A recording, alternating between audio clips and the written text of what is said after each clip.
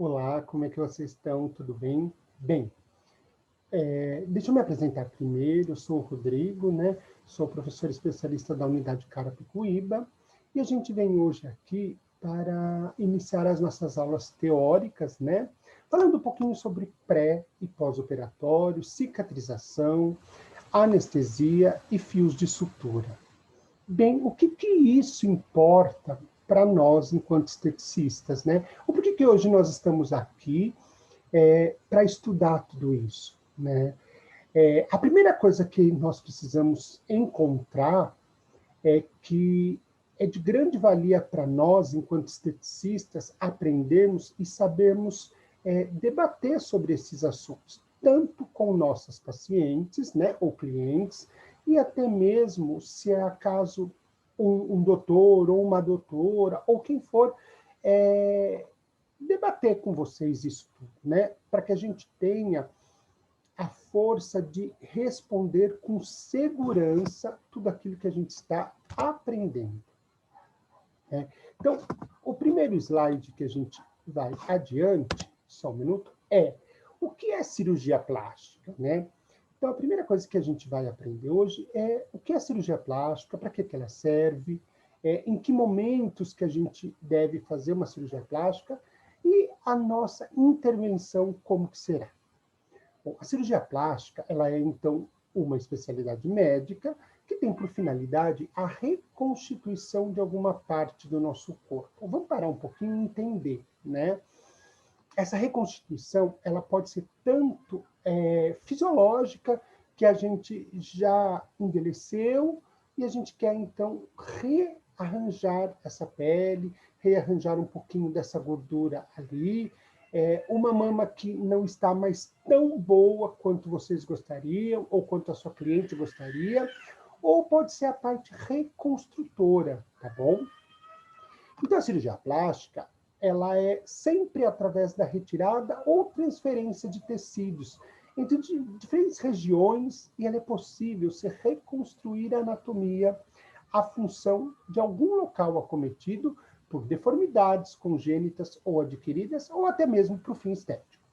Ela pode ser dividida em dois pontos, né? Que é isso que eu estava explicando antes para vocês, né? A cirurgia plástica pode ser dividida em cirurgia plástica estética, reparadora ou reconstrutora ou reconstrutiva, tá? Bom, vamos falar um pouquinho sobre o crescimento, né, das cirurgias plásticas. Então, dizem por aí que uma boa aparência abre portas onde nunca imaginávamos existir. Por essa razão, muitas pessoas têm passado por procedimentos cirúrgicos para corrigir algo que causa incômodo na aparência e melhorar o bem-estar. Vamos falar um pouquinho sobre isso. Vocês sabem que a maioria das cirurgias plásticas, quando as pessoas querem fazer, elas são as que mais se sentem incomodadas. Um estudo feito pela faculdade de Harvard, eles indicaram que todas as cirurgias plásticas, não vamos generalizar todas, mas a maioria, ela é por conta da pessoa estar insatisfeita com alguma coisa, mas que o parceiro ou a parceira ou as pessoas que estão ao redor dela não enxergam, né? Então a gente vê hoje um número crescente de cirurgias plásticas porque as pessoas elas querem chegar próximas à perfeição ou próximas a algo que a inspira a ser melhor. Então vamos lá. Tem uma atriz, um ator ou alguém que a inspira. Então ela quer ter o peito igual, o corpo igual, né? Não é biotransformação do rosto ou do corpo, mas ela quer ter um corpo que é aceito por um padrão da sociedade. Mas vamos falar um pouquinho disso. Que padrão é esse? Né? Por que isso ocorre? Né? E o que isso aflige? Então, é por isso que nós venhamos aí ganhando muito espaço na sociedade. Né? Então, a cirurgia plástica e estética, ela então tem aumentado esse número de procedimentos, porque foi aí de 5%, né, que tinha-se, chegou aí para 10 até para 11 milhões de cirurgias plásticas realizadas no país. Evidentemente, isso se deve, primeiro, ao avanço tecnológico, ao aprimoramento não apenas das cirurgias em si, mas nos tratamentos estéticos pré- e pós-operatórios, que fazem uma diferença imensa no resultado final desse procedimento. Bom, a importância dos tratamentos estéticos antes da cirurgia plástica. É aí que nós entramos. Atualmente, até mesmo os cirurgiões orientam seus pacientes a procurarem serviços de profissionais esteticistas. Claro, devidamente capacitados como vocês estão, para se prepararem adequadamente para o tão momento do procedimento cirúrgico. Os tratamentos que antecedem a cirurgia preparam a pele, músculo, sistema circulatório, melhorando suas funções, a fim de minimizarem as intercorrências pós-trauma cirúrgico. Lembrando que todo e qualquer procedimento cirúrgico, independente da extensão e profundidade atingida, representa um trauma para o organismo. Então, a gente precisa entender e precisa deixar claro que isso vai causar um trauma nessa cliente. Mas não só, né? É anestesia, é o fio de sutura que logo eu falo, né? E ela vai passar por uma cirurgia. E isso a gente precisa remodelar toda essa função. Até mesmo a gente vai estudar hoje as fases de cicatrização. Independente, é uma cirurgia pequena, mas é uma cirurgia, né? Então, está hoje cientificamente comprovado que tais tratamentos favorecem, né, a regeneração tecidual e o tempo de afastamento das atividades rotineiras dessas clientes. Bom, vamos falar um pouquinho de pré-operatório. Durante esse momento, o paciente precisa preparar o corpo, a pele e o organismo para a cirurgia. Muitas das pessoas, elas esquecem disso e não se preparam. Deixa eu só colocar minha câmera para cá. Elas não se preparam para isso, né? Então, é importante o acompanhamento psicológico, nutricional, fisioterapêutico ou de nós, da área da estética. Quando eu digo fisioterapêutico, é quando a gente faz uma cirurgia reparadora, tá? O pré-operatório, ele é importante para otimizar esses resultados, promover a liberação dessas toxinas, né? E preparar a pele. Geralmente, esse procedimento começa 2 semanas antes da intervenção cirúrgica. Dependendo da cirurgia, devemos preparar diversas camadas de tecidos do corpo. No geral, podemos intervir com procedimentos que tenham o objetivo de melhorar o aporte nutricional e sanguíneo desse tecido, facilitando a cicatrização, diminuir a espessura da camada adiposa, a fim de reduzir o tempo de cirurgia, seja ela uma lipo ou uma abdominoplastia, e melhorar principalmente a flacidez tissular e muscular através da neuroestimulação. E no pós-operatório? Depois da cirurgia plástica, devemos conversar com o cirurgião para obtermos todas as informações possíveis no transoperatório. Como que foi essa cirurgia? Eu posso conversar com ele, eu posso, né? Ou converse com a sua cliente. É nesse momento que o fisioterapeuta ou o profissional da estética que tem maior responsabilidade e importância para o paciente. É importante traçar um plano de condutas a curto, médio e longo prazo. Então, nós vamos falar um pouquinho disso, mas principalmente a nossa ficha de anamnese, que logo eu explico melhor. Então, a primeira coisa, a curto prazo, quando a cliente chega até você, a gente vai melhorar a dor e a funcionalidade dela, diminuir essa inflamação e realizar as drenagens para edemas. A médio prazo, a gente vai melhorar essa dor e a funcionalidade. A gente vai começar a melhorar a postura dessa cliente devido à dermolipectomia, abdominoplastia.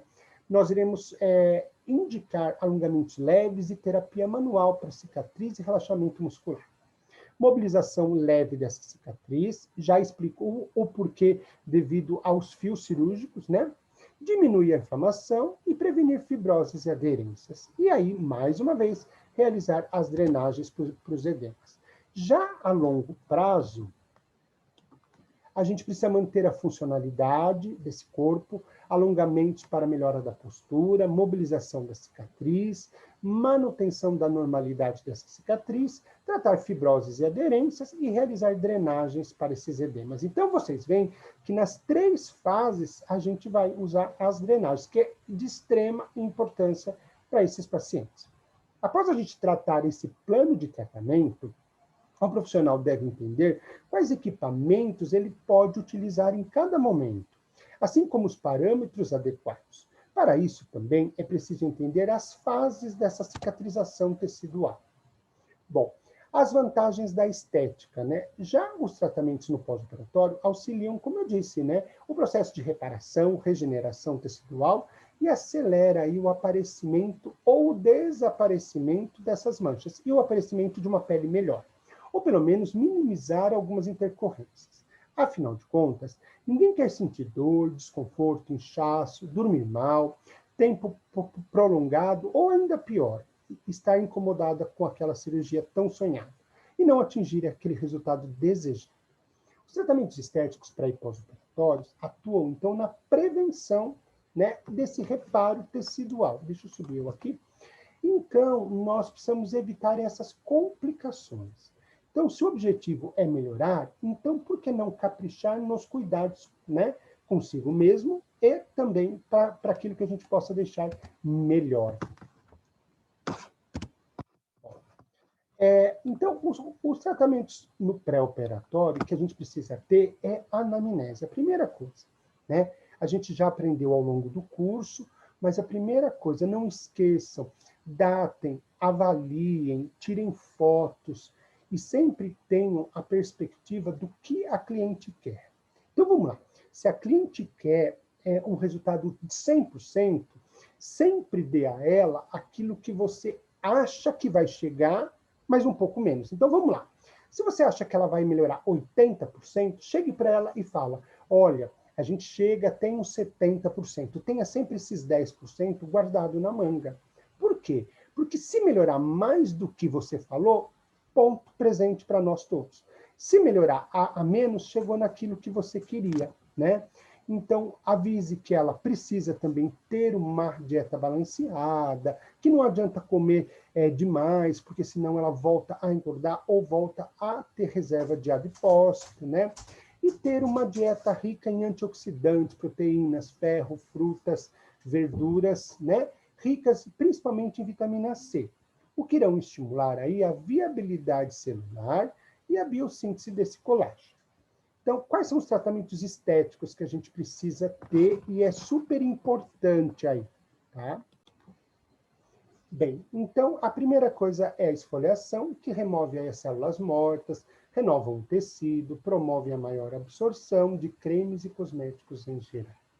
A hidratação, né? Utilizar cosméticos adequados para o tipo de pele da sua paciente, para aí adquirir boa elasticidade, um aspecto macio e suave. E as massagens, claro, para diminuir o estresse, aumentar a sensação de relaxamento e estimular aí as glândulas sebáceas e também a melhor contração muscular. Boa drenagem linfática manual, que aumenta a oxigenação dos tecidos, melhora a nutrição celular, elimina as toxinas, reduz edemas e aumenta a hidratação da pele.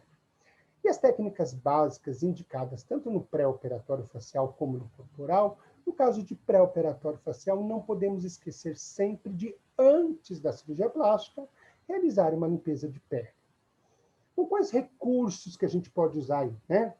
Então, ionização, correntes alternadas como russa, microcorrentes, em dermologia, esses recursos utilizados para estimular principalmente a analgesia, acelerar o processo de reparação tecidual, ela tem uma ação bactericida, anti-inflamatória, melhora a microcirculação e diminui edemas.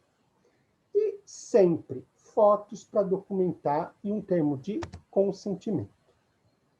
Qual o objetivo maior nosso, né? Descongestionar então essas vias linfáticas, acelerar e preparar o processo de renovação do tecido, aumento da circulação local, manutenção da hidratação e integridade da camada córnea, melhorar a circulação venosa nas veias, safenas e na veia corporal, né? Estimular também as fibras de colágeno. E a cicatrização? Como que a gente precisa saber o porquê, né, professor, que eu estou aprendendo isso hoje? Nós temos 3 fases, e a gente precisa saber em que fase que a gente está pegando essa cliente. Se é uma fase inicial, é uma fase inflamatória. Ela ocorre imediatamente após a lesão. Então, assim, fez a cirurgia, no intraoperatório já está se tendo a fase inflamatória, que ela apresenta características clínicas como calor, rubor, dor ou turgor, que é um inchaço.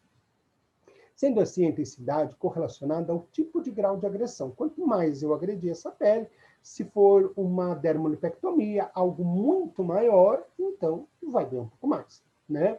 Então, as plaquetas aderem-se aos fatores subendoteliais expostos e se agregam, formando aí coágulos, que leva à hemostasia, que é o equilíbrio dinâmico, né?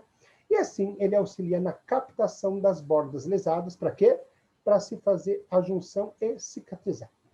Nessa fase, encontram-se neutrófilos, que são responsáveis pela remoção dos corpos estranhos, seja fatores coagulativos, fatores aí de má circulação, porque lembra, a gente fez um retalho ali, não nós, o médico, né?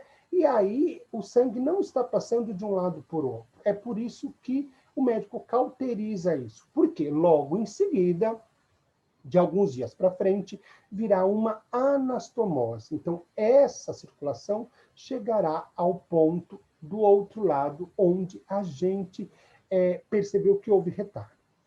Há muitos médicos que não se atentam a isso, e é por isso que muitas cirurgias plásticas nessa fase começam a ter necrose de tecido. Por quê? Porque o médico não se atenta a fazer homeostasia de todos os vasos, né? Então, quando se fecha o retalho, não passa sangue para o outro lado a curto prazo. E isso faz com que essa pele seja necrosada, né? Então, a gente tem aí vários como é que eu posso dizer, estudos de caso que falam exatamente isso, né? Então, esse cuidado é muito importante. E nós precisamos drenar tudo isso para que essa circulação sanguínea chegue o mais rápido possível, né? Bom, outra coisa bem importante que a gente precisa saber é a fase 2, que é a fase fibroblástica, né? Que é o tecido conjuntivo e o epitélio, eles reparam, ocorre então a proliferação vascular. Então tá vendo? É nessa segunda fase que começa a ter aquilo que eu disse de homeostasia ou anastomose. Essa circulação começa a ir para o outro lado do retalho. E por volta do segundo ou terceiro dia, surge aí o fibroblasto. Lembra que é o cimento dessa pele, é o que vai trazer a correção dessa pele. Junto dele vem o colágeno, né? Que ele é sintetizado pelos fibroblastos. E é no sexto dia que ele está presente. Lembrando que a gente tem uma enzima nesse lugar. Para quem não lembra, ela se chama GAGs, glicosaminoglicanas, tá? Então, são elas as precursoras de colágeno, elastina, reticulina, que vai, então, trazer uma boa remodelação para essa pele. Já terminando essa fase, a gente vem para a última fase, que é a fase de maturação, que ocorre a remodelação desse colágeno, que se mantém por meses após o nosso reepitélio, onde já juntou uma pele na outra. Ocorre, então, a diminuição dos vasos, né, novamente formados, e clinicamente a cicatriz torna-se menos espessa, passando de uma coloração rosada para uma esbranquiçada. Todo o processo de cicatrização é lento. A remodelação do colágeno se dá em torno de 5 a 10% com 2 semanas de lesão. E tem um aumento de até 80% em um ano. Então, olha lá, para a gente entender.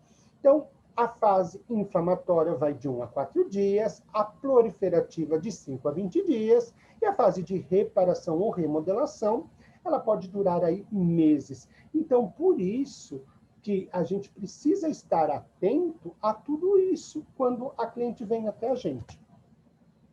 E as anestesias? Quer dizer, falamos de cirurgias, não ainda específicas, porque nós iremos falar delas nas próximas aulas, mas agora, como que é feita? Que tipo de cirurgia o médico vai eleger para ela? E o que isso implica para nós, esteticistas, tratarmos? Bom, na cirurgia plástica, existem 5 tipos de anestesias, consideradas mais comuns. São elas: anestesia geral, mais utilizada em cirurgias de grande porte, já que o cliente se encontra em estado reversível de consciência e sem reflexos autônomos. Então, ele realmente dorme um sono profundo. Anestesia local, onde nós iremos perceber que o médico só aplicou uma anestesia na região e fez um processo cirúrgico de pequeno porte, tá? Não existe perda da consciência e só perde a sensibilidade temporária daquela região. Existe anestesia local com sedação, ele faz anestesia local e ele seda a paciente com algum tipo de medicamento, né? Com isso, proporciona a sensação de sonolência e torna a cirurgia mais confortável. Esse tipo de anestesia é habitualmente escolhido para procedimentos com duração um pouco superior a 1 hora ou para pequenos procedimentos realizados em diferentes áreas do corpo. Então, olha lá, só para a gente entender. Além disso, tem a anestesia peridural, que ela é administrada no espaço peridural, sem que ocorra perfuração da dura mater. A peridural, então, utiliza uma quantidade bem maior de medicamento anestésico e é administrada continuamente por um catéter, que fica nas costas da cliente durante todo o tempo da cirurgia. Já a anestesia raquidiana é aquela que a cliente perde toda a movimentação e toda a sensibilidade. E é aquela que ela não pode se levantar nas 8 horas pós-cirúrgicas, para que essa anestesia não chegue até o bulbo, que é o centro respiratório. Isso pode dar uma dor de cabeça nela muito grande. Tá? Então, ela é administrada na coluna lombar, e ela é obtida pelo bloqueio de nervos espinhais, né, no espaço subaracnoide. Então, ela atinge a medula, oprimindo aí as funções da cintura para baixo. A raquidiana usa um volume muito menor de anestésico, só que ela tem ação praticamente imediata. E é dada uma vez só, com duração ilimitada, né? Então, a gente tem a geral, que pode ser inalatória, intravenosa ou as duas. A regional, que pode ser peridural, raquidiana, bloqueio de plexos nervosos. E a gente tem a combinada, quando a pessoa faz a loucura de fazer mama, abdômen e lipo, tá? Que isso não é indicado. E a local, como eu disse, e a local com sedação. Então, olha lá. Então, a medula espinhal, o fluido fica fora, então essa é a peridural. Quando eu atinjo a minha medula lá dentro e o fluido vai até a minha coluna onde está o líquor, essa é uma anestesia raquidiana. Então, aqui é uma anestesia geral, aqui é uma anestesia local com sedação e aqui é somente uma anestesia local. Bom, e fios de sutura e colas, né? Por que a gente tem que aprender isso? Para a gente poder depois tratar, né? Então, a gente tem os absorvíveis, que são utilizados em cirurgia plástica para a sutura interna da pele, tá? E ele tem a grande vantagem e os baixos riscos de rejeição. Só que eles suportam até 60 dias de contração. Depois o corpo começa a absorver. Os não absorvíveis são de fibras naturais, de algodão, seda, nylon, tá? E de fácil esterilização. E eles aguentam por muito tempo. Então, muito mais do que 60 dias, tá? E dificilmente eles são absorvíveis. Eles ficam no corpo por todo o tempo. São geralmente utilizados na pele, em suturas simples ou contínuas, sendo geralmente retirados no pós-operatório quando estiver fora. E quando estiver dentro da cliente, que precisa manter, por exemplo, uma orelha mais fechada, ou manter o que a gente chama de jaquetão, que é fechamento, tá, da parte muscular, né, do abdômen, do reto do abdômen, para que dê cintura na dermolipectomia. Esse eles não saem. Até mesmo o fio de sutura metálico que usam para cirurgias cardíacas, tá? Então, esses também não saem. Então, são aí geralmente utilizados. Existe hoje a cola cirúrgica, né, que parece um super bonder. Na realidade, o nome dela chama-se Dermabond, que é igual o super bonder. Você aproxima a pele e cola. É nessa que a gente tem que tomar mais cuidado, porque quando a gente começa a manipular no intraoperatório imediato, ela pode romper. Então, por isso que a gente está aprendendo aqui, para não fazer muitas trações quando a gente for tratar, né? E ela substitui aí a sutura original. Então, olha ali. A gente tem as classificações dos fios, né? Que pode ser algodão, nylon, dacron, ácido inoxidável, ácido poliglicólico ou, se não, poligactina revestida. Essa, então, elas são os fios de longa duração que vão aí permanecer na cliente. Tá? Nós temos esse fio de aproximação aqui, que é como se fosse um ponto falso. Você passa o fio e ele segura e mantém aí por 10 dias. E Aqui embaixo, vocês estão vendo a cola cirúrgica, certo? Bom, meninas, era isso que eu tinha para falar. Aqui nós temos os exercícios para a gente colocar no fórum, tá? Então, vocês lerão o exercício aqui e responderão no fórum.